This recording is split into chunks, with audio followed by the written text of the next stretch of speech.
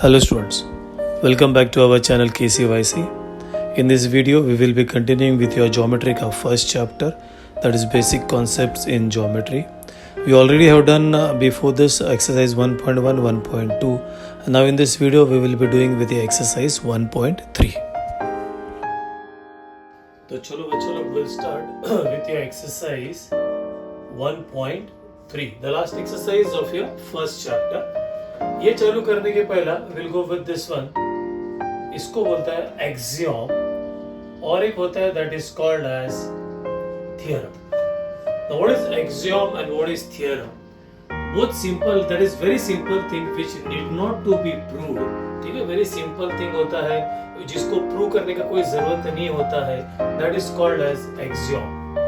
But there are certain things which you need a proof for that certain thing. कोई भी like suppose if you go with this one.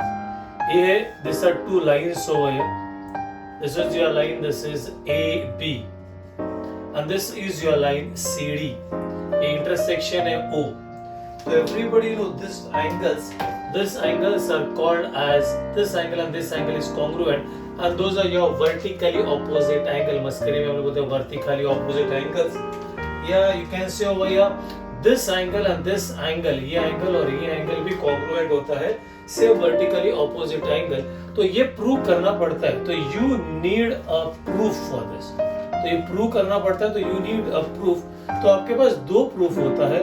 One is called as a direct and one is called as an indirect. ये जो करेंगे ना, ये direct है.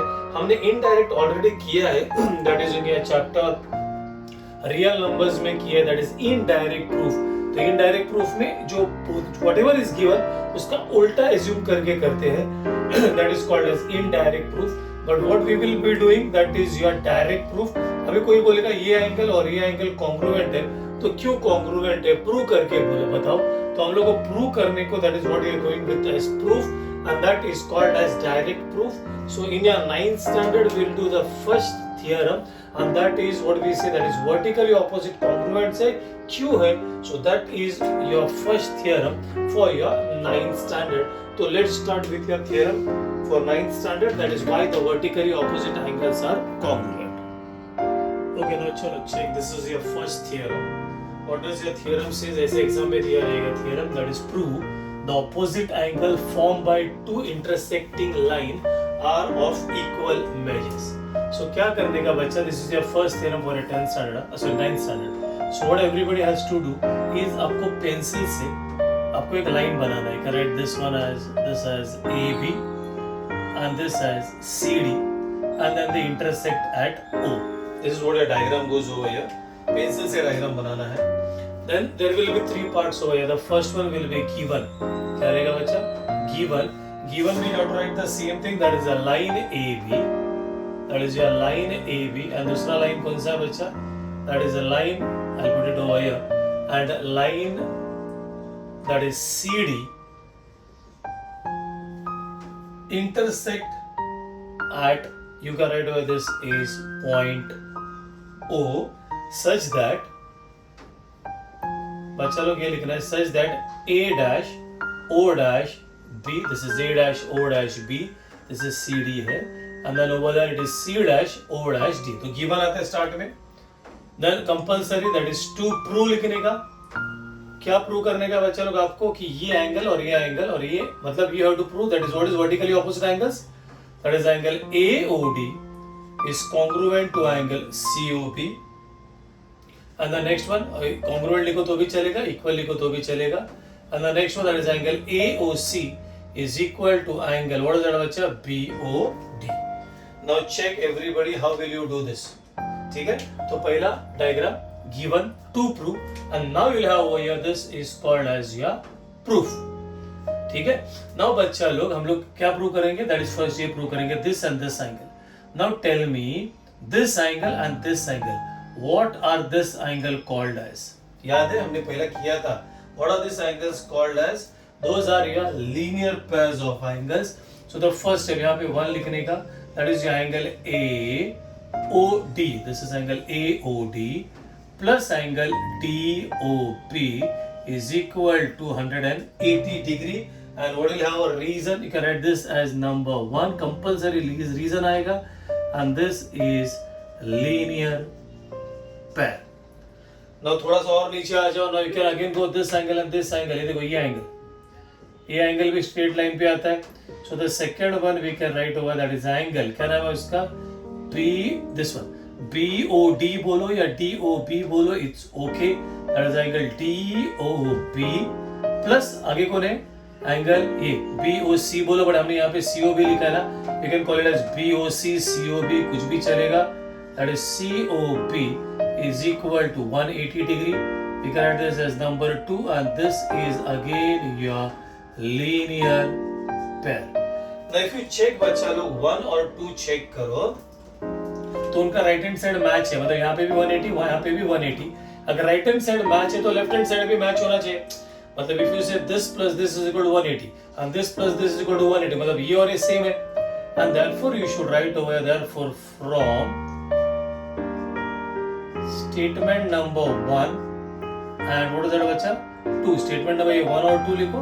Equation number 1 और 2 हमने यहाँ पे 1 2 लिखा है.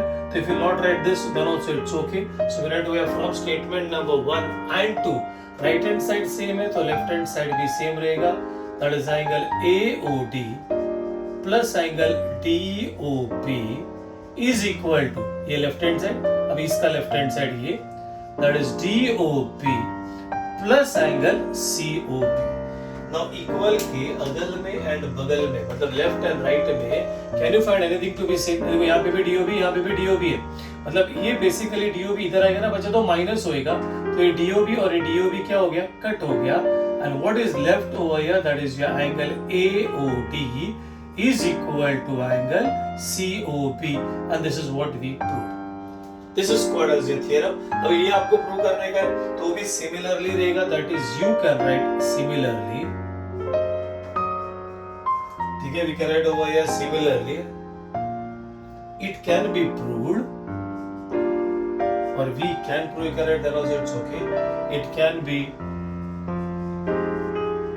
प्रूव्ड दैट, जो दूसरा वाला है वो लिखेंगे, that is your angle AOC is equal to angle, और दैट बच्चा AOC is equal to angle BOD. and this is your first theorem for your 9th standard. Again I say this is what they will give you theorem, that is prove the opposite angles formed by two intersecting lines are of equal measure. बस इतना ही रहेगा. only this will be given. फिर आपको given to prove and proof, ये थे given. You have to write properly. This line and this line intersect at O. Then what you have to prove? That is this angle plus this angle is congruent. This angle and this angle is congruent. Over here this angle and this angle is congruent. Then the proof. Proof में मैंने क्या किया? ये angle, ये दोनों angle को add करेगा तो 180. ये दोनों एंगल को ऐड करेगा तो 180. स्टेटमेंट नंबर 1 का right hand side 180.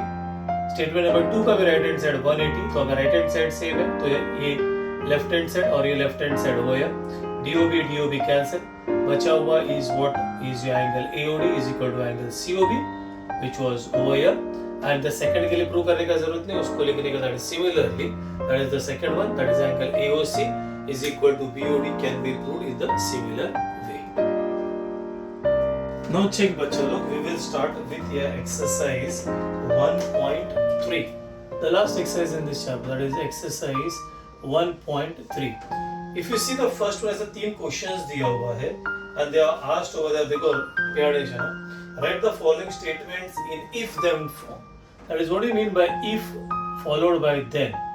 That is if there will be snowfall, then there will be holiday. If से start करते हो तो then आता है. And in geometry this is called as, what is this called as? मालूम है किसी को? This is called as conditional statement. What are these called as? Conditional statement. हम लोग अभी कंडीशनल स्टेटमेंट बनाएंगे.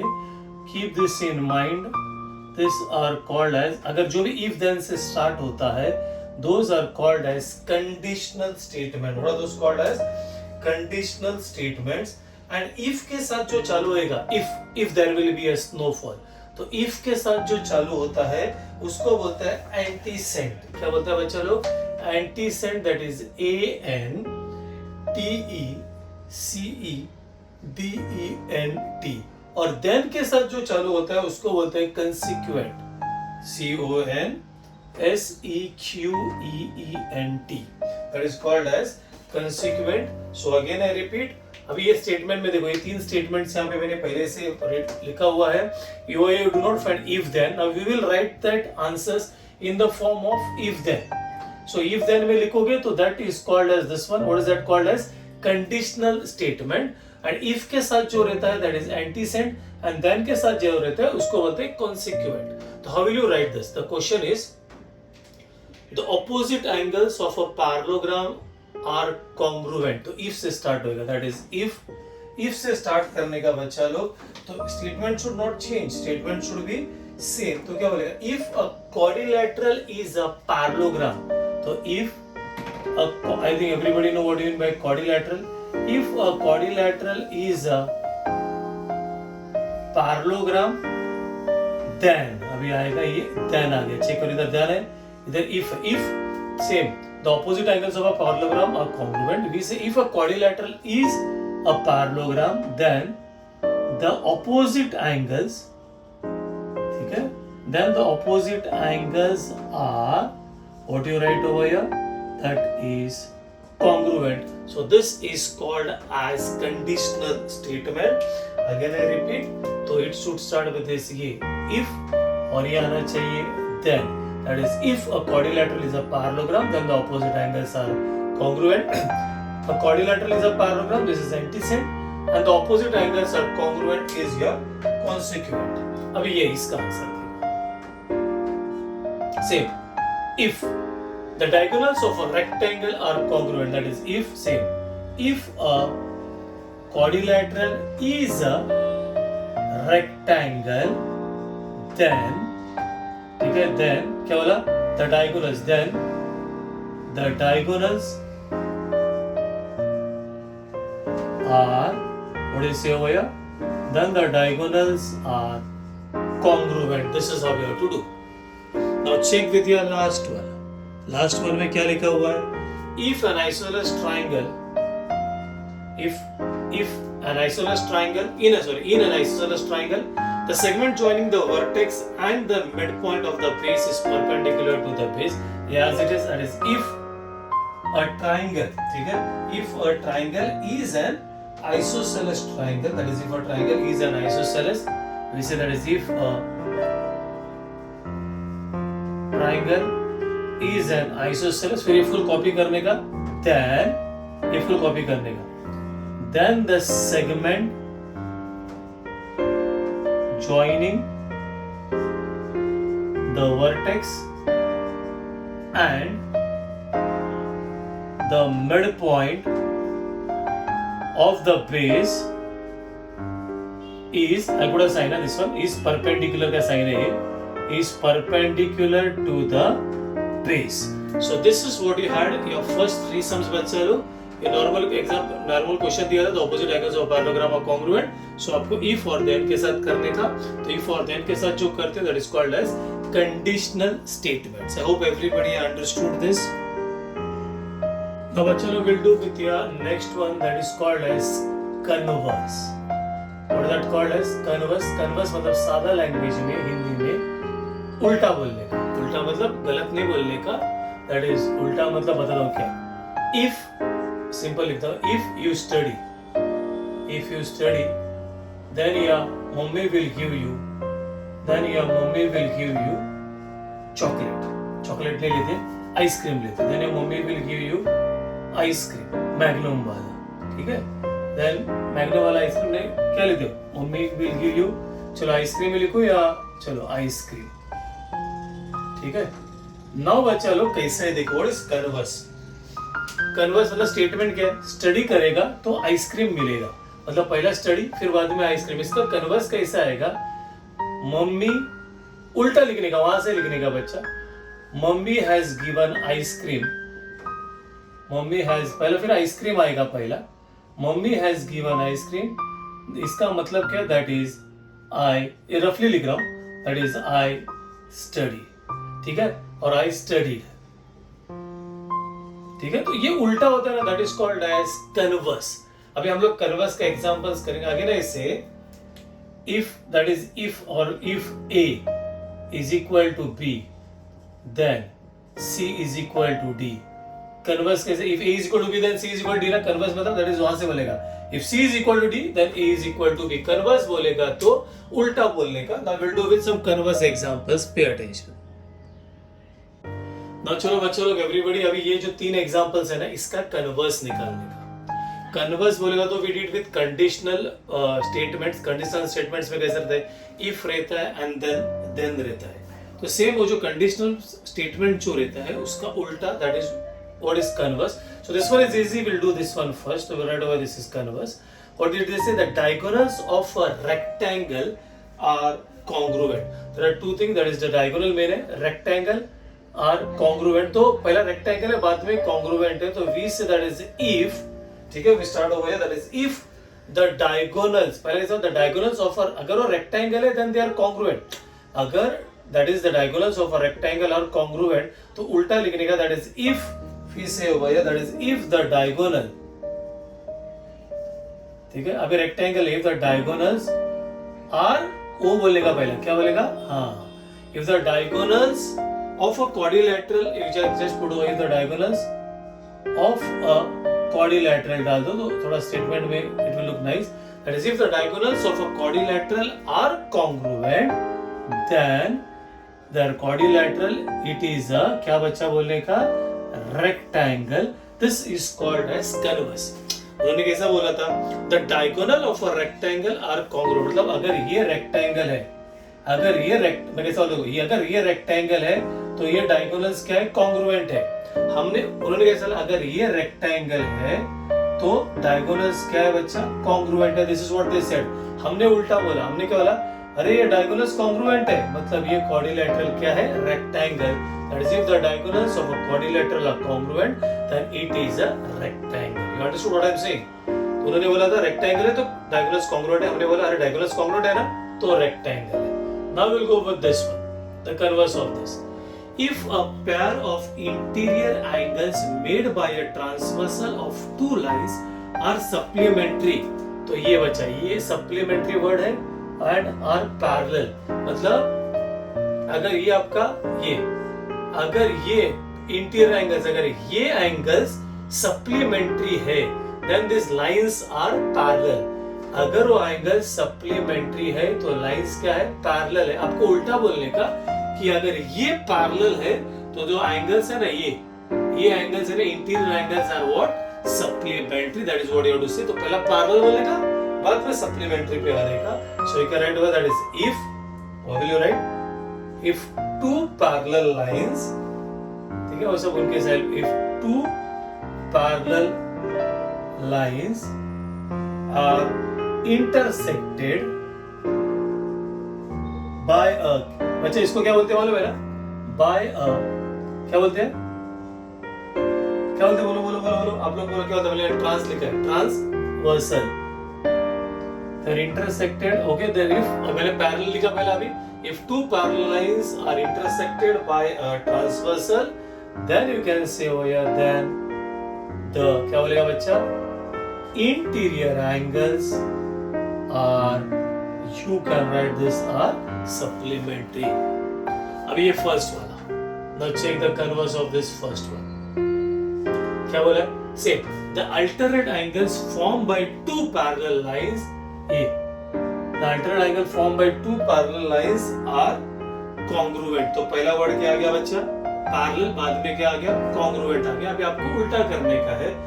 एक्चुअली कैसे दिया? The alternate angle formed by two parallel lines are congruent. तो ये अगर पैरेलल है, ये लाइंस अगर पैरेलल है तो उसका alternate angles, ये alternate angles are what? congruent. तो उन्होंने कैसा बोला? पैरेलल बोला और बाद में congruent बोला. अगर अभी आपको उल्टा लिखने का है, that is if alternate angles, ठीक है, if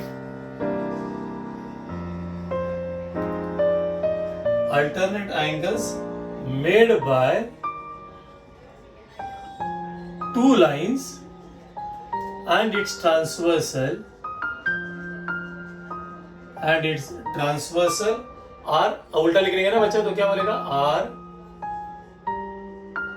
congruent, then सिंपल बच्चा क्या बोलेगा? then the, क्या आ जाएगा बच्चा? lines are parallel. You need to go with a practice of this बच्चा लोग. ये converse है. Hope everybody understood with converse. अभी क्या करने का बच्चा लोग मालूम है? जब this is what I'm going to finish with this video over here. So what everybody do before I come with the next video with problem set. So before I come with the next video, everybody can go with your problem set and check with your example number 7, 8 and 9. 7 में आपको conditional form लिखने का है, 8 में आपको converse लिखने का है और 9th में खाली जो क्वेश्चन है उसमें का एंटीसेंट और कंसीक्वेंट लिखने का है.